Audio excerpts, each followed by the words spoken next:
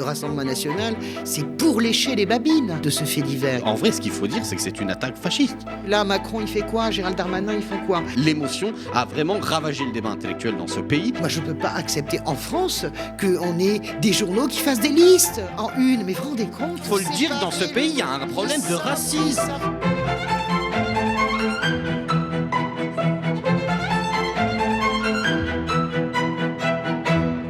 Salut à toutes et à tous, vous êtes sur le Média et vous nous regardez sur le canal 350 de la Freebox, sur notre site internet ou sur notre chaîne YouTube. Vous vous préparez à regarder sans langue de bois le débat hebdomadaire qui met Françoise de Gois, journaliste, chroniqueuse pour plusieurs médias, face à un contradicteur. Et aujourd'hui, elle est face à Paul Hellec, chroniqueur politique pour Le Média. Au sommaire, la ratonnade de Romans-sur-Isère dans la Drôme, au cours de laquelle on a vu des néo-nazis et autres nervis d'extrême droite aller attaquer en bande un quartier, celui de la Monnaie, d'où serait venue une partie des agresseurs de Thomas, jeune rugbyman de 16 ans, mortellement poignardé à la sortie d'un bal dans le village de Crépol. Comment arrêter la spirale de la haine et surtout que fait l'exécutif dirigé par Emmanuel Macron? On va aussi parler de l'actualité au Proche-Orient avec les échanges d'otages et de prisonniers entre le Hamas et le gouvernement israélien et le coup de cœur de Françoise qui porte aujourd'hui un regard positif sur une action d'un ministre d'Emmanuel Macron, Christophe Béchu, ministre de la Transition écologique et de la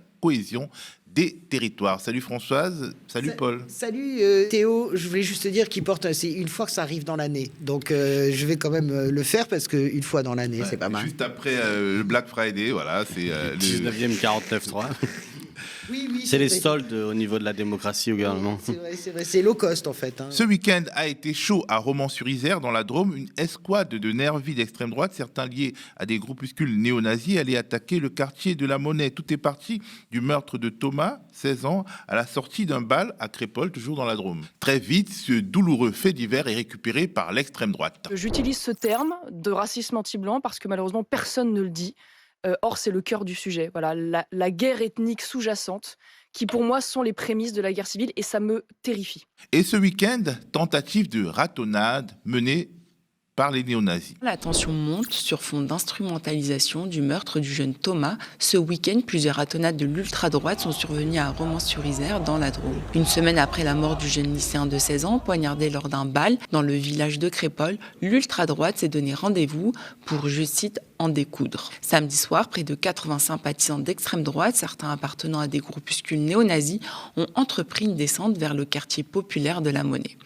À la suite de cette ratonnade, des violences ont éclaté avec les habitants du quartier et ont débouché sur des affrontements avec la police, conduisant à l'arrestation de 20 personnes. Je commence par toi, Françoise. Avant le début du tournage, tu te posais une question. Mais qu'est-ce qu'il fout, Emmanuel Macron? Pourquoi? Tu ne le sens pas? Tu ne sens pas le gouvernement en première ligne dans cette affaire? Non, pas du tout. Ni en première, ni en deuxième ligne. J'ai l'impression qu'on laisse les choses se faire. Je suis sidéré par ce qui s'est passé à Romans-sur-Isère. Bon, le meurtre du jeune Thomas, c'est une tragédie. Je me refuse pour le moment à aller plus loin dans l'interprétation. Ce qui est tragique, c'est de voir ce qui fut un grand journal, ou en tout cas un journal de bonne réputation, le JDD, publier des prénoms. Je ne sais pas si vous vous rendez compte. Publier les prénoms en montrant des qu'ils... agresseurs présumés, en montrant que ce sont des prénoms d'origine musulmane. Voilà, c'est aussi simple Et que qui ça. brise un tabou d'une certaine manière. Écoutez, moi, il y a des tabous qu'il ne faut pas briser. Je pense qu'il y a des tabous qui doivent rester des tabous, totem et tabou. Je pense que c'est pas un problème de tabou d'ailleurs. C'est pas un problème que l'on veut cacher. Et quand vous commencez, non mais l'obsession d'Éric Zemmour sur les prénoms, l'obsession du Rassemblement national. Je vais dire un truc qui sera peut-être moche pour les gens qui sont sincèrement d'extrême droite, ils ont le droit après tout. Enfin, je veux dire, soyons ouverts jusqu'au bout. Honnêtement, le Front National, le Rassemblement National, c'est pour lécher les babines de ce fait divers. Il y avait une forme de jouissance dans le commentaire qu'en faisait Éric Zemmour, dans le commentaire qu'en faisait Marion Maréchal. La mort de ce jeune homme, il y avait quelque chose du domaine de l'aubaine, pour eux, de l'aubaine politique. Donc, il y en a un qui dit tu, l'autre l'autre dit assomme. Donc pendant 2 jours, on a eu droit à l'obsession délirante de Zemmour sur les prénoms à connotation bien sûr musulmane, voilà, les prénoms musulmans tout simplement. On a eu comment dirais-je, la une du JDD, mais moi je peux pas accepter en France qu'on ait des journaux qui fassent des listes en une. Mais vous vous rendez compte? C'est arrivé au XXe siècle. Vous savez dans où les ça nous siècles ramène? d'avant. Non, mais moi j'ai presque envie de pleurer. Hein. C'est dans le sens de colère, c'est-à-dire que on ne peut pas accepter cela, et on ne peut pas accepter non plus que des milices s'organisent tranquillement. On va aller casser avec. Non, mais dans quoi on est? Un type qui s'appelle Gros Lardon en plus, le chef de la milice. Qui se surnomme Gros Lardon Oui, bah, lui-même. écoutez, il se surnomme Gros Lardon. Vous imaginez déjà pour prendre ça comme surnom, je sais pas, il pourrait s'appeler Géronimo, j'en sais rien, ou un Mad Max, non, Gros Lardon. Bon, mais ça c'est complètement anecdotique. Et ce que je vois, c'est la droite républicaine qui ne condamne pas ça, qui refuse de parler de ratonnade. Bien sûr que c'était une ratonnade, bien sûr que c'était une expédition punitive. Et il y a une autre Et on a vu expédition à à Rennes. Rennes hier soir. Donc, et là, vous avez les bras ballants. Vous avez Olivier Véran qui va faire un tour 10 jours après, qui fait un tour de manège, un tour de je ne sais pas quoi. Et vous avez franchement cette, comment dirais-je, ce laisser aller en réalité volontaire d'Emmanuel Macron. Je pense qu'il attend de voir de quel côté retombe la pièce, et c'est extrêmement dangereux. Pardon, Paul, j'ai été un peu longue. Paul, la même analyse? Effectivement, moi, ça confirme les analyses que j'essaie de tenir jusqu'à présent. Il n'y a plus de droite républicaine. L'alignement entre la droite dite républicaine ou anciennement républicaine avec l'alignement idéologique, avec l'extrême droite, me semble très clair et constante. C'est pas faute d'avoir prévenu que l'obsession des musulmans ou contre les arabes, ça dépend de comment l'actualité leur offre une opportunité, une fenêtre de tir pour stigmatiser ces populations qui sont rarement françaises à leurs yeux, mais qui le sont en vérité dans le territoire. Et du coup, cet alignement, on l'a dénoncé, on l'a mis en place dès qu'il y a eu des actions de solidarisation face à des actes racistes. Je rappelle que la marche contre l'islamophobie, elle s'est organisée à la suite d'une attaque contre une mosquée. Ça a été le moyen de faire des procès, de dire voilà, il y a les islamo-gauchistes d'un côté, puis un an après, 2019, non, la marche contre l'islamophobie, je crois. Non, c'était... C'est la marche après la mort de Mireille Knoll. Voilà, 2019. En 2021, vous avez une enquête officielle du ministère de l'Enseignement supérieur sur l'université, les thèmes de recherche islamo-gauchistes. Et en fait, vous avez systématiquement eu des gens au pouvoir qui ont validé les grilles d'analyse, ou en partie, de façon partielle, les grilles d'analyse d'Éric Zemmour et des Ciotti de ce pays qui ont effectivement cette obsession raciste, pour dire le terme. Oui.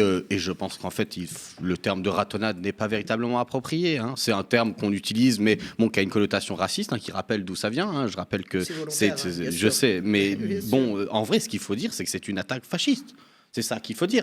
Moi, je ne manie pas les concepts juste pour faire, pour faire effet. Mais qu'est-ce qu'on appelle par fascisme? Le fascisme, c'est organisé très strictement avec une division du travail militant entre des groupes violents, armés, qui se sont pris aux adversaires, à leurs adversaires autoproclamés, et de l'autre côté, des partis qui ont pu conquérir un espace dans l'espace électoral. Et je pense que cette dynamique constante, elle est vue, elle est revue, et on la voit à chaque fois de plus en plus. Et je rappelle qu'à chaque fois, combien il faudra d'enquêtes de Mediapart et des autres pour montrer que dans les cercles proches, on en parlait même sur ce plateau il y a 2 semaines, du Rassemblement national, il y a des gens qui ont des connexions avec ces micro-groupes. Il y a une division du travail.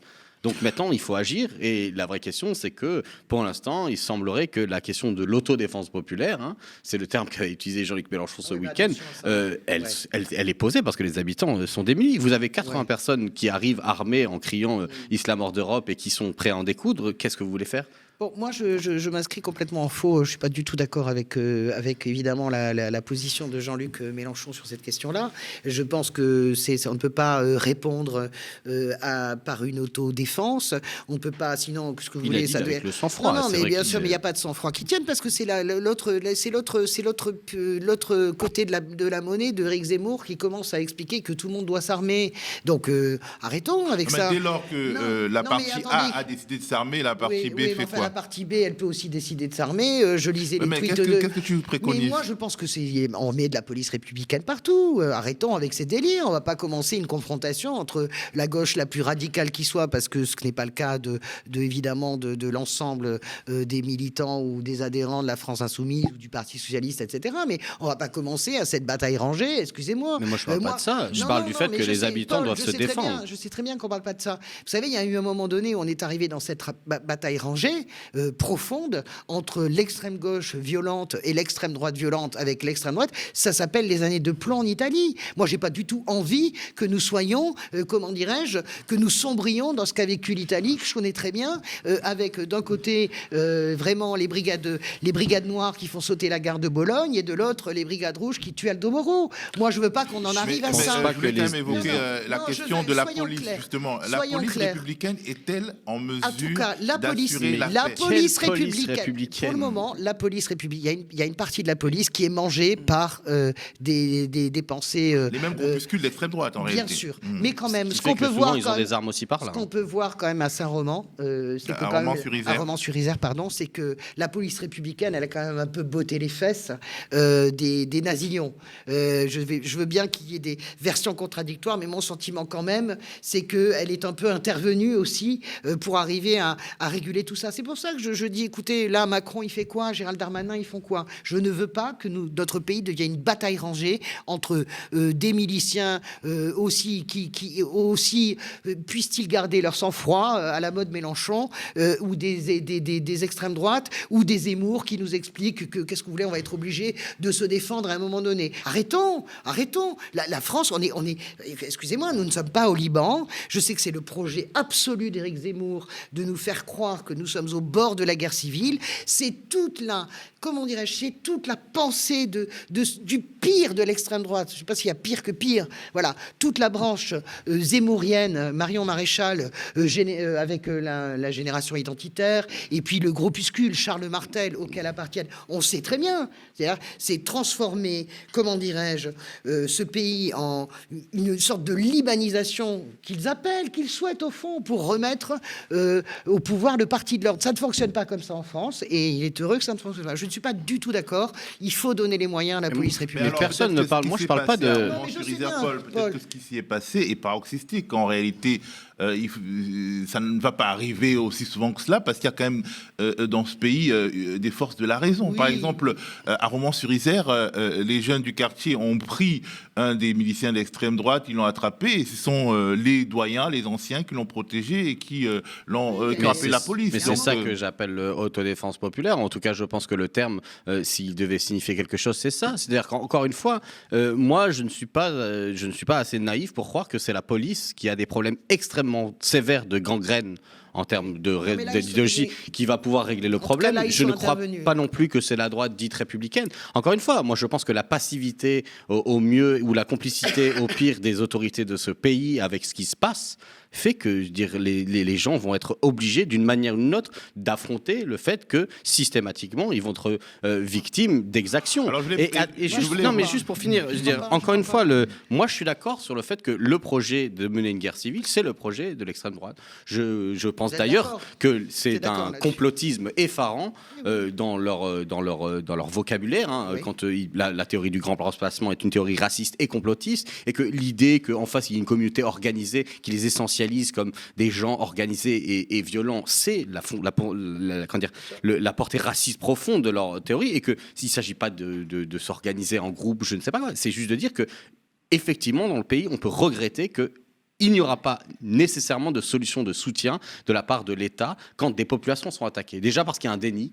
Je rappelle qu'il y a un déni du mot, par exemple islamophobe, qui est, quand on l'utilise, une preuve des fois déjà d'être suspect de quelque chose, de quelque complicité. Et que du coup, les individus, qu'est-ce qu'ils vont faire face à ce genre de phénomène ? Donc heureusement qu'il y a eu un sang-froid et une démonstration implacable des gens, mais On peut aussi penser à un encadrement politique des masses, comme à l'époque, du Parti communiste triomphant, pour justement servir de médiation et éviter le bien pire. sûr, vous savez, on peut tourner, virer, carré. Il y a des désastres qui ont été commis. Les désastres sont dans les détails. Vous savez, quand on a viré la police de proximité, quand Nicolas Sarkozy est arrivé, cette police de proximité-là, elle avait une fonction de régulation. Vous savez, il reste encore des flics de gauche dans ce pays. Il y en a encore, quand vous discutez avec eux, des commissaires, etc. Ils disent, mais regardez ce que nous, on faisait. Alors, bien sûr, on a laissé complètement le champ libre. On a laissé le champ libre à ce qu'il y a peut-être probablement de plus radical dans l'islam, en entraînant de fait une sorte de globalisation, une espèce de grand tout, qui est que on colle absolument. Si on assimile maintenant ce qu'a fait l'extrême droite avec Crépol, c'est qu'elle a assimilé tout musulman, d'ailleurs je dis pas musulman en France. Non, écoutez, non, mais parce que c'est comme ça qu'ils le disent. Mais bien sûr, mais je prends leurs mots. Moi, je ne suis pas d'accord avec ça. Mais c'est ça, en gros, c'est l'islam. Elle a assimilé tout musulman, toute population maghrébine à des assassins potentiels d'un jeune rugbyman. C'est ça, le discours a été celui-là. Donc, on a laissé filer cette police de proximité. Emmanuel Macron, en 2017, arrive. Qu'est-ce qui supprime en priorité? Tous les gens des quartiers vous le diront, les emplois aidés, tous les animateurs de quartier, tous les gens qui pouvaient faire de la révolution, de la régulation et de la révolution peut-être. Eh bien, tout ça a été supprimé. Il faut remettre pas du bleu, pas de l'uniforme. Il faut remettre de la régulation. Et ça, c'est le travail de l'État. Je suis sûr que c'est une décision politique, mais comme on a un président qui a un homo economicus, qui ne voit que combien ça coûte et combien ça rapporte, en gros c'est ça sa seule grille de lecture, et chacun qui cherche, Gérald Darmanin a tout intérêt à ce que ce soit le boxon et quand même à un moment donné il arrive et qu'il soit celui qui remet de l'ordre, ça sert ses intérêts présidentiels. Vous comprenez? On est quand même dans un jeu de petits personnages dans une grande histoire. À cet égard, la réaction du Premier ministre irlandais est intéressante. Je ne sais pas si vous l'avez écouté, mais il y a un phénomène qui n'est pas similaire, mais enfin instrumentalisation d'un fait divers et manifestation de nervis d'extrême droite. Et il a dit, vous êtes la honte de ce pays. Il a été super, je suis d'accord avec vous. Où sont les déclarations des gouvernants dans ce pays? Non, nulle part. Nulle part. C'est ça le problème profond. Et ensuite, sur la question de la violence des rapports sociaux, moi je ne suis pas étonné de la montée des rapports de violence dans cette société. Je veux dire, les faits divers et les drames, c'est pas une montée de la violence généralisée comme la droite essaye de le faire croire. Tu regardes les statistiques, etc. Mais c'est qu'il y a des phénomènes spécifiques de violence qui se posent à certains endroits de la société, aux endroits où la violence s'exprime quand la société n'offre aucune autre possibilité d'exprimer des demandes sociales, des réalités et de vivre sa vie. Les sociétés contemporaines inégalitaires sont violentes. On le voit dans le monde entier, on le voit en Inde, on le voit au Brésil, on le voit dans les sociétés où le néolibéralisme accapare tout et détruit la classe moyenne. Alors, Paul, il y a une sorte d'équivalence médiatique qui tente de s'établir entre les récupérations politiques. En gros, la gauche a dénoncé l'agression raciste au cutter de Mourad, un jardinier en région parisienne, je crois, mais elle est taiseuse quand il s'agit du meurtre de Thomas à Crépol. Que penses-tu de cette action médiatique portée notamment par le quotidien de référence Le Monde? Encore une fois, d'un côté, vous avez une situation où l'acte raciste est revendiqué. Parce que le coup de cutter est donné au nom de, je sais plus, je vais pas répéter les propos, mais d'une insulte raciste qui est assénée. Toi, je suis chez moi. Voilà, donc qui est très clair. Et donc là, il y a un motif politique, et il y a encore une fois un motif raciste. De l'autre côté, vous avez apparemment un drame, puisque un individu jeune que tout le monde décrivait comme sympathique, etc., qui est décédé, et on a qui a été tué du suite d'une action violente à son égard, en groupe, a priori, c'est ça l'effet. En quoi il y a une qualification politique? Alors, certains témoignages évoquent des injures à caractère raciste de ce groupe, mais bon, de ce groupe de jeunes agresseurs. On aurait un débat à avoir sur ce qu'on appelle par injure à caractère raciste, mais la question c'est du coup, pourquoi il y a un traitement? C'est l'extrême droite qui s'en est saisie. Ce que je remarque dans le timing, c'est que, alors qu'on n'avait aucune information, c'est ce qu'on se disait tout à l'heure. Éric Zemmour nous explique que ce sont des techniques d'attaque des bons Français ou que c'est voilà, il fait des prénoms. Mais en gros, c'est l'extrême droite qui monte ce fait en un fait politique. Mais le le fait monde qu'il y ait une considère reprise que les médiatique. deux côtés Mais la gauche a fait pareil. instrumentalisent. Moi, je suis Non, pas mais d'accord justement, avec moi, toi. je Paul. suis pas d'accord avec l'idée que les deux côtés instrumentalisent. Il y a d'un côté un acte très clair qui a des difficultés à être dénoncé, hein, puisque par ailleurs, je crois que la personne qui a été libérée sous contrôle judiciaire, on veut dire devant un acte raciste comme ça, et que de l'autre, tout de suite, ça s'est monté, l'extrême droite a essayé de monter cette affaire comme un fait politique, et parce que ça a choqué, ce qui est normal, encore une fois, l'émotion a vraiment ravagé le débat intellectuel dans ce pays, et donc du coup, tout le monde a suivi. Et que cette petite musique de la guerre civile, ça va permettre de distribuer les points, de regarder, de mettre en face des gens dans des camps, etc. Parce qu'au final, d'accord avec ce que dit Paul. François, tu dis pas que d'accord. Macron n'a rien fait, mais finalement, en ne faisant rien, il paraît raisonnable, puisque les deux extrêmes, entre guillemets, Moi, instrumentaliseraient. je ne suis pas d'accord avec ce que dit Paul. Je pense que le minimum, quand on veut gouverner un État et qu'on aspire à être un homme d'État ou une femme d'État, c'est de réagir de façon compassionnelle sur Crépol. Je suis très heurté. Mais il y a eu des Oui, il y a eu mais des- c'est- des simplement réactions refusé de donner un conditionnelles. poids politique. mais peut-être qu'elles ont été tardives. Mais c'est très tardif. La gauche, elle a fait de Mourad un acte politique. Elle a tout à fait eu raison de le faire. Donc après, il y a nos subtilités à nous de plateau, et puis il y a ce que les gens voient. Voilà, les gens voient. Qu'est-ce qu'ils voient? Ils voient d'un côté, chacun a ses victimes. C'est ça qu'ils voient. Ils vont pas faire la différence. Et je suis malheureusement d'accord avec toi. Il y a peut-être que le processus intellectuel, et puis je pense que c'est même pas un problème d'intellectualisme. Je pense que les Français de toute façon sont plus intelligents que ceux qui les gouvernent, et eux ils voient qu'une seule chose. Ils voient peut-être que la nous qui gauche. leur racontons Ils l'actualité. voient- mais non, mais ils n'ont pas besoin de nous, sérieux. Il faut arrêter de prendre les gens pour des andouilles. Ils comprennent très bien. Ils voient la gauche qui a ses victimes et l'extrême droite qui a ses victimes. C'est ça qu'ils voient. C'est pas à nous de. Non, c'est parce que des journaux dits de référence comme Le Monde, qui valent plus grand chose, disent ce genre de mais le choses monde, et se tout le monde permettent s'en ce genre de fout du choses. monde. Je crois pas, les gens. ont Mais bien non, mais vu. je veux dire, ce procès La première- systématique tu sur la vois, gauche qui aurait première- ses victimes, la qui serait pas première- assez compassionnel, la mais première- ça va pas, mais- on est mais où, la quoi? première chose que tu verras, moi j'ai été très heurté du temps de réaction. Je crois que Ruffin a réagi très vite en disant, enfin, il a tourné 17 fois avant de tweeter, en disant je ressens la tristesse de la famille de Thomas, etc. Cette espèce de parallélisme des formes, Paul, quoi qu'il advienne, tu pourras pas l'empêcher. Voilà, c'est Bah l'idée si, mais que. il faut assumer de refuser cette Moi- grille d'analyse. moi, C'est ça je- aussi moi, la politique, c'est le j'assume, courage de dire c'est pas parce que mais les gens moi- pensent ça ou mais qu'ils non, mais s'identifient c'est comme pas ça un qu'ils ont problème raison. que les gens ont pensent ça. tort. Mais non, On c'est pas- leur c'est- bassine c'est ce pas prisme vrai. Les gens d'analyse, sont mais c'est faux. intelligents, c'est le peuple le plus politique du monde. Arrête la France. Ils veulent voir. Tu sais, tiens, tu parlais de la manif contre l'islamophobie. Pourquoi 70% des Français, si tu veux, étaient d'accord pour que cette manif se fasse, y compris avec le Front National? Parce qu'ils disaient le mot d'ordre est le plus important.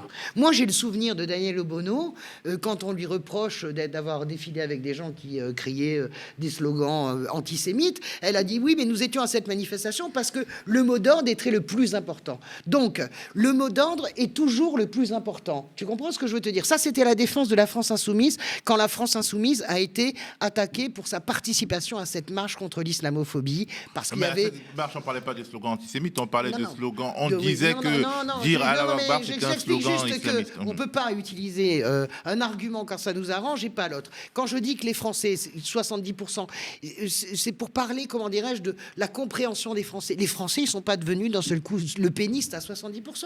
Ils pensent... Non, mais ils sont racistes Non, très fortement. Mais ils si, il savent faut le dire, dans ce séparer pays, le- il y a un problème ils de savent- racisme. ils savent Il y a un séparer problème le de bon grain racisme de et l'ivraie. aujourd'hui, il se Paul, pose sur la les question Français des sont musulmans. racistes. J'ai pas dit les Français sont racistes, j'ai dit il y a un problème de racisme dans ce pays et le nier, c'est Non, non, catastrophique. il y a un problème de racisme. Je suis Bah, d'accord excusez-moi, avec toi. l'extrême droite fait un score de dingue dans ce pays. D'accord. La droite Alors, dite est-ce républicaine qu'elle pense le la fait même chose. Non, Une alors- partie du gouvernement pense la Alors, même attends, chose. attends, Le attends. ministre de l'Intérieur Attends, pense la Paul, même chose. Paul, en La attendant, l'extrême droite franchit jamais la dernière marche, je rappelle. Il y a toujours un surmoi français extrêmement fort et je pense qu'il sera encore là en 2027. Je le souhaite et Mais moi, je le suis pas pense. déficit. Je dis Non, juste non, que non. c'est un fait. Je pense qu'on peut toujours crier au loup et c'est vrai que tu as raison de le faire et moi aussi. On peut regarder l'évolution de l'extrême droite, etc. La réalité, c'est qu'elle franchit jamais la dernière marche, Marine Le Pen. Et donc ça, c'est la réalité.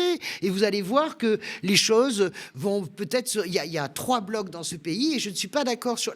La droite républicaine en tant que telle, chez les Républicains, là où je suis d'accord avec toi, elle est complètement disjonctée, on est d'accord. Mais je ne mets pas David Lisnard dans la même catégorie, par exemple, que Retailleau ou Ciotti. On est d'accord. C'est pas le même genre de droite. Je mettrai pas François Baroin dans le même sac que Ciotti et Retailleau. Je mets pas Xavier Bertrand dans ce même sac-là. Je mets pas Estrosi, c'est autre chose mais je mets pas tous les gens même. Je mets pas Édouard Philippe dans le sac de Ciotti et de Retailleau. Édouard Philippe, il a des propos beaucoup plus républicains. Édouard Philippe, je pense que, alors je sais pas ce qu'il pense, mais il aurait qualifié les choses pour ce qu'elles sont, Édouard Philippe. Donc je pense que t'es un peu dur sur la droite républicaine a disparu. Non, il y a une droite républicaine qui n'est plus avec les républicains, le parti républicain, c'est ce que je pense. Cette droite républicaine. Elle est soit chez Macron. Mais Soit, c'est Macron qui joue des marionnettes avec ce petit jeu-là. Soit elle est silencieuse, soit elle attend, soit elle attend son candidat, elle est déçue, elle voudrait que David Lisnard, elle n'a pas envie de Laurent Wauquiez, que Ciotti lui vend matin, midi et soir, tu vois. Mais je suis désolé, mais encore une fois, républicain, qu'est-ce que ça veut dire du coup ? Est-ce que droite républicaine, ça veut dire une droite pas raciste ? Oui. Je rappelle que déjà, alors, ça ne veut pas dire grand-chose, que dans le passé, le RPR, droite républicaine, a aussi fait des alliances au niveau local avec la Rassemblement national. Oui. Donc déjà, il y a plein d'exemples. C'était localisé. Oui, Chirac s'est battu a posteriori parce qu'ils ont eu des alliés. Mais enfin, Chirac, c'est le bruit et l'odeur.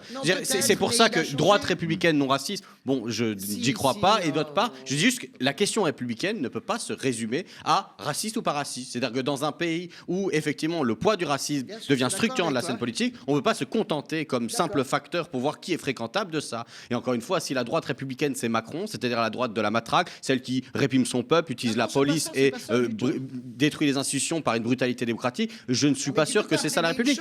Mais c'est pour ça que c'est pour ça que je dis que mais justement le problème c'est qu'à partir du moment où les structures du pouvoir ont assumé d'organiser le pouvoir sur la puissance de la force et que les barrières idéologiques avec l'extrême droite sont en train de tomber en fumée, le danger est là. Donc c'est pas crier au loup, le danger est là. L'alignement idéologique. La vraie question, c'est électoralement, effectivement, il reste des marges de manœuvre. Parce que la capacité de faire dialoguer les demandes sociales de l'électorat populaire d'extrême droite avec les demandes sociales de l'électorat bourgeois, même quand il est raciste, typiquement l'électorat de Zemmour, elles sont pas là. On l'a bien vu sur la division du vote Zemmour, Marine Le Pen à la présidentielle. On le voit aux irréconciliables. Non, mais du coup, ça va être une question. Sauf que le problème, c'est qu'encore une fois, initiative à ceux qui sont au pouvoir. La structure de pouvoir et l'absence de réponse, c'est ce qu'on disait au début, et sur ça, au moins, on était d'accord. C'est une faute politique pour cette raison-là. Je suis d'accord. Mais c'est de l'évanescence politique. Tu sais, c'est de la vacuité. C'est vraiment, encore une fois, c'est la phrase du petit Percueil, je la redis. Il n'existe pas de problème qui ne puisse se résoudre sans absence de solution. C'est véritablement ça. C'est vraiment les rats de soc. En fait, on dit Macron néolibéral, oui, dans sa pensée économique, mais en réalité, il est bravache, il est pleutre, il est vraiment, il y a un côté très François Hollande chez Emmanuel Macron. On laisse faire, on laisse pisser le mérinos. Il va pas être content, hein. Mais d'autant qu'il a intérêt, parce que il veut se confronter à Marine Le Pen comme adversaire, ce qui lui permet d'avoir un beau visage, et d'autre part, ça lui est utile parce qu'il a quelqu'un qui fait le taf à sa place, et ce mec-là, il s'appelle Gérald Darmanin. Alors, évoquons maintenant l'actualité en Israël-Palestine. Premier moment de petite joie depuis le 7 octobre, la libération des otages et des prisonniers aux mains du Hamas et de l'armée israélienne, et la trêve qui va manifestement durer plus longtemps que prévu. Est-ce que le temps de l'espoir est arrivé, Françoise ? Voilà, je pense qu'on a tellement peur d'être échaudé que, en tout cas, le temps d'un demi-rayon de soleil est arrivé avec ces libérations. Moi, je sais que ce n'est pas de bon ton, mais je le disais la dernière fois et je le redis, je suis assez sidéré quand même de voir la posture de Joe Biden. Je pense que c'était pas ma came, moi. J'étais plutôt Bernie Sanders dans la présidentielle américaine. Je vois quand même que Joe Biden utilise les bons mots. Je vois le changement de discours de Joe Biden. Il met la pression sur Israël. Il met la pression sur le Qatar. Je ne sais pas s'il a intérêt. Je ne sais pas, parce qu'il y a 3 ou 10% des jeunes Américains. Ah non, pas 10%. 70% c'est pas ça le sujet. 34 ans ne sont pas d'accord avec lui. Oui, mais c'est pas pour ça qu'ils voteront pas Biden si vous avez Trump en face. Je pense que penser que Biden a une pression... Je pense que Biden, il a sa culture et son expérience personnelle. Je trouve que c'est la première fois qu'il parle des civils innocents. C'est la première... Bon, les colons, ça fait... même George Bush parlait déjà des colons. Donc ça, on met ça à part. Mais c'est la première fois, je trouve que les choses sont menées... de façon la meilleure possible dans la pire des situations. Voilà, c'est ce que je dis. Les otages israéliens commencent à rentrer, les mômes palestiniens et les gens plus âgés prisonniers rentrent. Il y a un momentum comme ça. Bon. Il y a eu un Et- moment d'humanité aussi parce qu'on a pu regarder sur les réseaux sociaux, malgré le fait que les autorités israéliennes n'ont pas permis les réjouissances des Palestiniens, on a quand même pu regarder sur les réseaux sociaux les familles des deux côtés avoir Oui, un mais petit moment de même- bonheur. Même sur les chaînes, moi j'ai vu ça sur LCI. Ah, mais grâce aux l'autre soir. réseaux sociaux, grâce aux vidéos des réseaux sociaux. Non, mais, Paul, mais- est-ce que mais on a eu un problème, mais c'est avec la télévision égyptienne, même la télévision israélienne, c'est pas un problème de censure israélienne. Hein. Je pense que c'est parce que ça passait par Ils ont Rafah. quand même interdit comment dire, aux familles d'avoir des manifestations publiques, de fête, ce qui est traditionnel aux sorties de prison, de fêter ça en famille, et un certain nombre de publicisations ils l'ont de la fait, situation. Oui, ils l'ont fait parce qu'en Cisjordanie, en ce moment, la situation est beaucoup plus tendue. Hein. Je veux dire, il y a eu des centaines d'arrestations par ailleurs en Cisjordanie dont on parle très peu. Et Donc, voilà. tu Mais penses qu'en moi, je veux réalité, dire, il n'y a aucun espoir. D'abord, il faut se le dire très clairement. Pourquoi Netanyahou l'a dit hier soir. À la fin de la trêve, nous reprendrons l'offensive avec la plus ferme, comment dire, il a dit la plus grande fermeté ou Oui, de façon c'est des mots, implacable, c'est des etc. mots, tu Non, mais verras, d'accord, mais ça moi, sera- ça je sera veux des dire, frappes ciblées, c'est ce évident. que j'observe sur cette Bah, ça question sera de des- Biden et des Européens, j'observe qu'après avoir autorisé le massacre de 10 à 13 000 personnes, on commence à se poser des questions et que voilà, cette grille ne donne pas espoir pour la suite. Mais par contre, ce qui me semble intéressant, c'est que entre le discours du début, qui, gonflé par l'émotion encore une fois légitime, a lancé des discours guerriers, a Après essayé le de 7 construire octobre. le Hamas comme monstre absolu. Même le gouvernement israélien négocie avec lui. Il n'y aura pas de cessez-le-feu tant qu'il n'y aura pas Ouais, il discute. de libération de toutes les otages. Et au final, il y a eu des libérations partielles, etc. Ce qui veut dire, encore une fois, que si on veut garder le sérieux sur l'analyse de ce qui se passe, il faut comprendre que les acteurs sont stratégiques dans leurs mots et dans la façon qu'ils mettent en scène. C'est pas un hasard si le Hamas a d'un côté demandé que les prisonniers qui soient libérés soient des femmes et des enfants, y compris des mineurs très Moi, je suis très pas très là pour faire le livre de. non mais moi voilà, je Non, suis non, là je- pour je montrer pense pas que c'est le dans Hamas cette le vainqueur de la situation, séquence. moi je suis pas en train de dire le Hamas est vainqueur de la séquence. Je dis juste que dans la grille d'analyse qu'on a essayé de nous imposer en disant c'est le combat du bien contre le mal. Ok, c'était ça le départ. Bah, c'est la Ça, vérité. c'était ce qui a été posé et ce qui avait pour conséquence derrière de dire du coup tout était autorisé. Et là on revient sur ça. C'est ce que vous dites quand vous dites que Biden commence à parler de victimes civiles. mais C'est je qu'il y a eu des rééquilibrages et que du coup, si on veut avoir espoir pour la suite, c'est à un moment où il va falloir poser des discussions politiques et les discussions politiques impliquent de ne pas avoir des grilles qui soient uniquement morales. Ce qui n'empêche pas la condamnation des crimes et leur punition. Je pense que là, vous trompez Est-ce sur que, le finalement- discours. Non, je voudrais terminer, le reprendre sur le discours de Biden. Le Hamas n'est pas du tout, à nouveau, pour les États-Unis, un interlocuteur. Il y est pour le Qatar, mais la solution envisagée par les Américains et par Israël, par le Qatar et par le monde arabe qui ne veut pas du Hamas, c'est vraiment sans le Hamas, les négociations. Oui, et C'est-à-dire c'est ce qui s'est une passé en autorité- 2006, c'est ce qui s'est Mais- passé qui nous a amené à mais l'endroit cette et ça fois-ci- ne, mais cette fois- ça ne mais non, passera mais pas non, comme mais ça. cette fois-ci, 2006, ils ont gagné, mais après, ils ont pris le pouvoir en 2007. On connaît bien l'histoire, toi et moi, donc on va pas se la jouer et se jeter nos références à la figure. Je dis juste que en aucun cas, le Hamas n'est considéré comme un interlocuteur par les États-Unis. Il l'est considéré pour les otages, mais dans la grille de lecture de Biden, dans la grille de lecture de l'Arabie Saoudite, de la Jordanie, de l'Égypte, l'Europe, j'en parle même pas, puisque vous Pour la avez Jordanie, raison, c'est faux, mais- on ne parle pas, on ne compte absolument pour rien. C'est dans le discours de Biden une autorité palestinienne revitalisée et j'ai noté un véritable État palestinien. Ça va être ça le plus difficile à obtenir. Ce sera impossible sans les acteurs sur place. Avec s'il est détruit, avec une continuité territoriale de Gaza à la Cisjordanie. Donc, vous dites qu'il n'y a pas d'espoir. Moi, je pense quand même que. Encore une fois, la semaine dernière, on était un peu dans l'illusion. Là, il y a eu des actes de poser. Je pense que on peut imaginer, mais j'ai pas dit dans 5 ans ou dans 10 ans. Alors En le tout cas, Qatar aussi le Qatar a fait une percée parce que finalement tu citais un certain nombre de pays arabes, mais le Qatar qui est quand même en J'allais backup du Hamas, il a fait une percée, il s'est imposé comme disons interlocuteur international et médiateur irremplaçable. Les États-Unis d'une certaine manière aussi. Et la France, elle n'a pu faire que de la figuration. Aurait-il pu en être autrement? Je veux dire, en plus, non seulement déjà, on a perdu tous nos leviers, mais ça, Paul le sait aussi bien que moi, on a perdu quasiment tous nos leviers. On avait cette particularité qui était qu'on pouvait encore parler à tous les interlocuteurs de la région. Ça, c'est la particularité de la France. Voilà, Emmanuel Macron, il est rentré trop tard sur la piste de danse, en se tordant la cheville. Et je veux dire, voilà, ça montre absolument le non-poids que nous avons. Et le Qatar, oui, l'ambition du Qatar, c'est devenir la Suisse, en fait. C'est devenir le Genève de l'ensemble des négociations, en fait. C'est le hub diplomatique mondial et... Moi, je m'en réjouis parce que voilà, c'est un petit pays, mais très puissant. Voilà. Ouais, moi, je pense surtout que le Qatar est aujourd'hui. T'es pas d'accord avec le hub diplo? Je sais pas. Je pense Ils ont déjà surtout fait que ça le avec À l'époque, Qatar. on disait le vilain petit Qatar. Hein. Mais ils ont fait ça avec les talibans, les Américains. C'est ce enfin, que je veux dire, c'est que le Qatar est en fait un des partis qui parle avec tous les infréquentables ou jugés comme infréquentables par le monde occidental dans la région.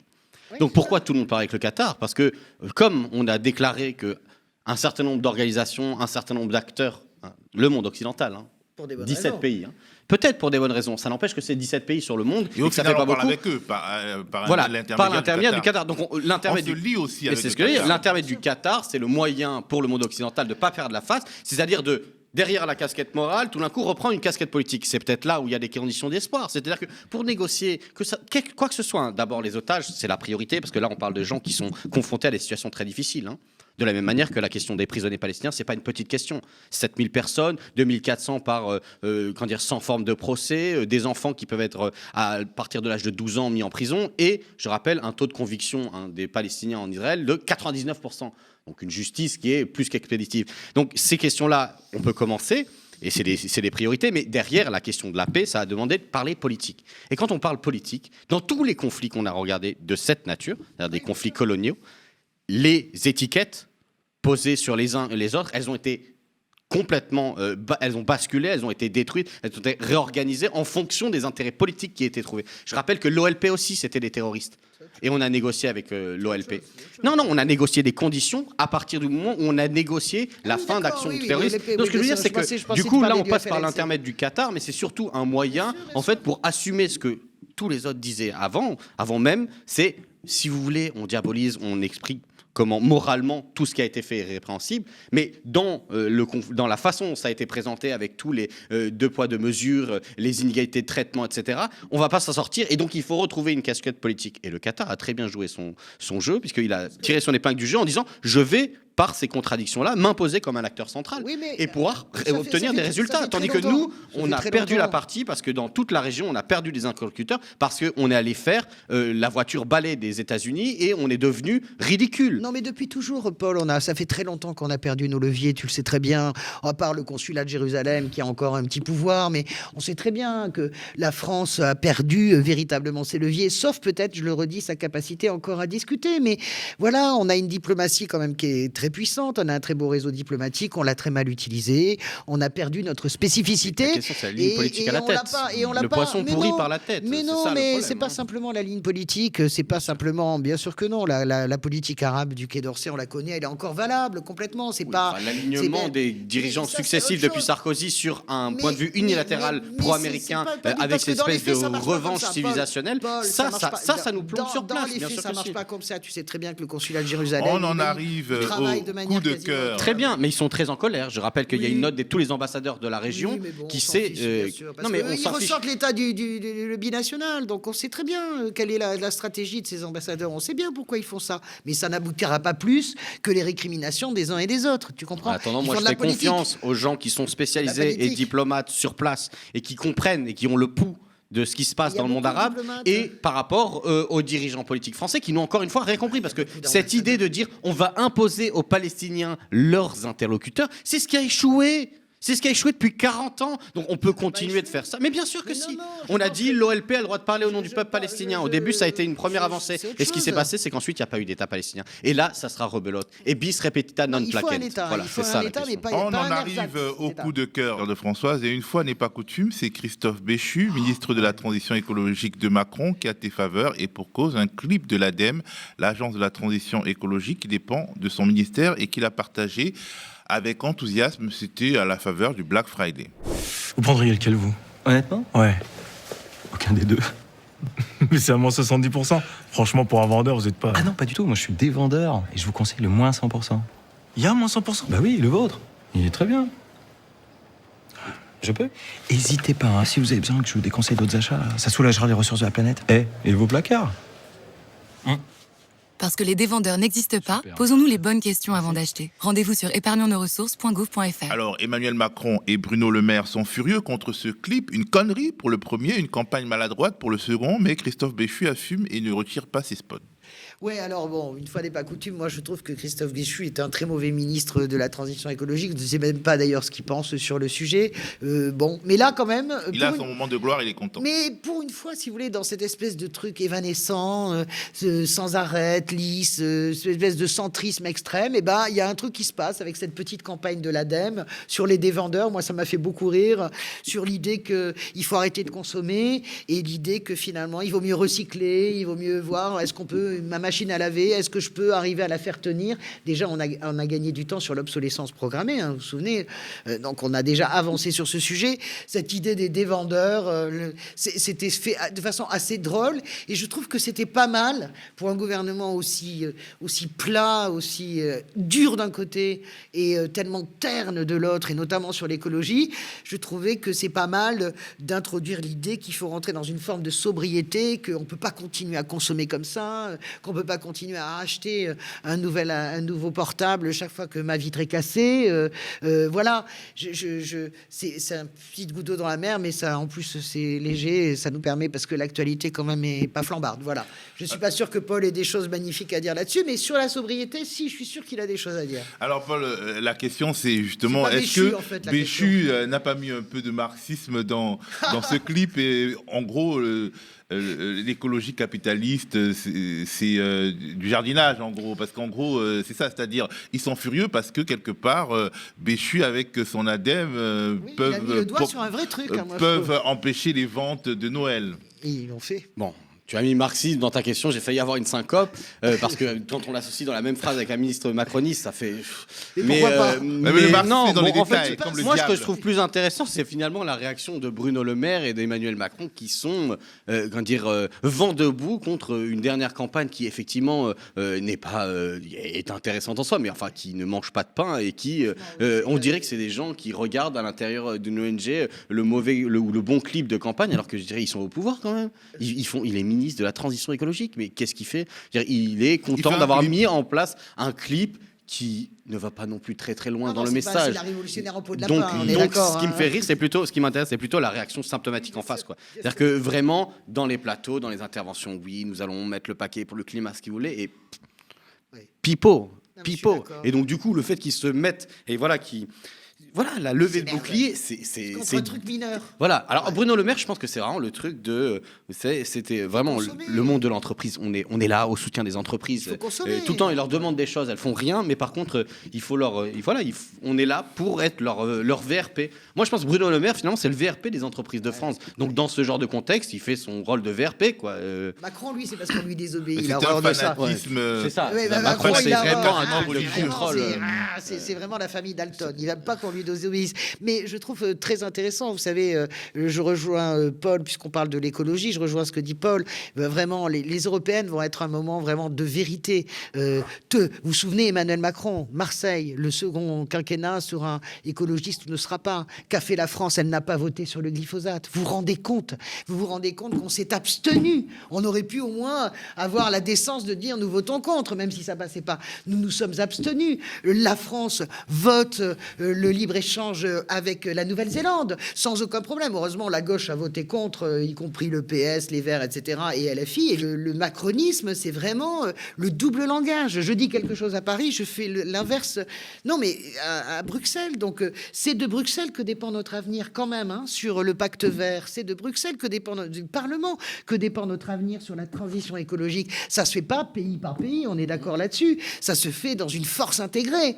On peut pas avoir des moulins à vent comme ça. C'est pas possible d'avoir ce double discours. C'était il y a à peine 10 jours encore. Les pesticides. Prenons les pesticides. Projet de directive européenne sur les pesticides. Toute la gauche française au Parlement européen vote pour la réduction de transportant des pesticides.